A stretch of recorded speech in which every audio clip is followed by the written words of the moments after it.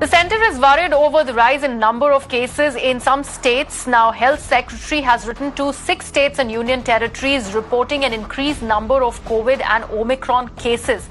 Today, in fact, this is where the letter has been written to Delhi, Maharashtra, Karnataka, Gujarat, Tamil Nadu and Jharkhand. My colleague Ayushman Kumar now joins me live on the broadcast. Ayushman, what does this letter exactly say?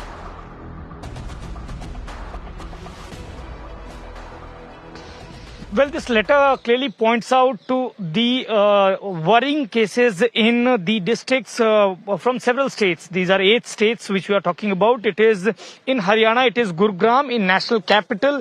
The entire national capital scenario has been given, in which cases from 1 week of somewhere the past week of December, in which 16 to 22nd December, Delhi reported about 597 cases.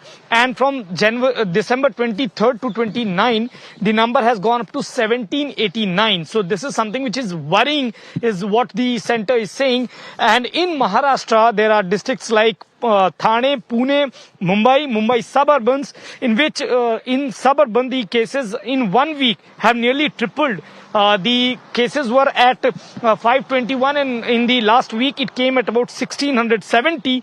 In Mumbai, the cases were 2044, and if you see in the last week it went up to 6,000. So the numbers are increasing, and more importantly, the doubling time is going down, which remains a bigger worry for center. And that is the reason why the states have been told that the districts at particular needs to be taken care of.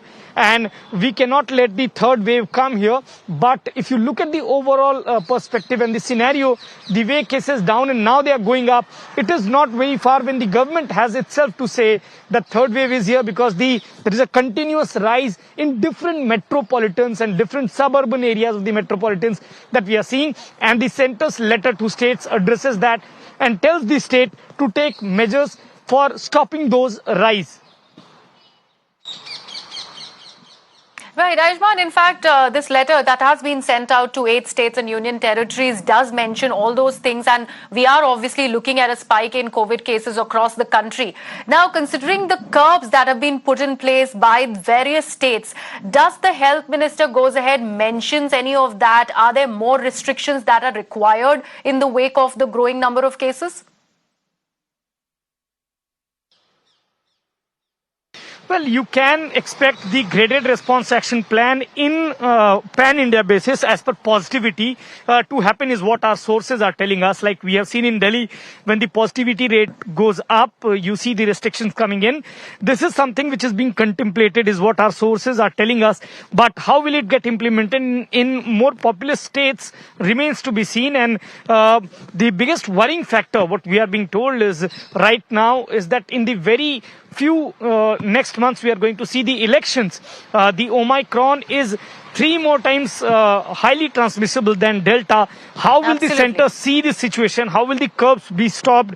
That remains to be seen. How the hospitalization goes, that is also something that is to be pondered upon. Also, and Ayushman, good, I'll just take this one last question from you. Good, you mentioned about the elections. The fact that we've just had that press conference by the Chief Election Commissioner, he has said that the elections will in fact go as planned, and it's the parties that actually wanted this to happen. And obviously it can't go against the constitution and defer the election. In the wake of that, since we have already seen COVID SOPs put in place, does this letter, especially to these 8 states and UTs, does this letter also mention about these COVID SOPs and the changes that are required so that the elections take place as planned, although without really giving rise to any more COVID numbers?